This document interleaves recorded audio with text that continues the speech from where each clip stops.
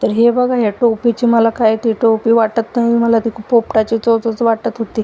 आणि हे इकडं आमचे मॅडम सकाळी सकाळी शाळेसाठी आवरत होत्या, मला वाकडं दाखवत होते आणि मला म्हणे काहीतरी नाश्त्याला गोड बनव. म्हटलं आता काय बनवू, तर मग म्हटलं चला काहीतरी घरातलंच करायचं. मग आपलं गव्हाचं पीठ घेतलं, त्याच्यात साखर टाकली आणि त्याला छान असं मिक्स करून घेतलं आहे. आणि आज आम्हाला आमच्या सोनपापडीचे ते मेकअपचा फोटोशूट पण करायचं होतं, त्याची पण तयारी करायची होती. मग म्हटलं चला पटापट आवरून घ्यायचं.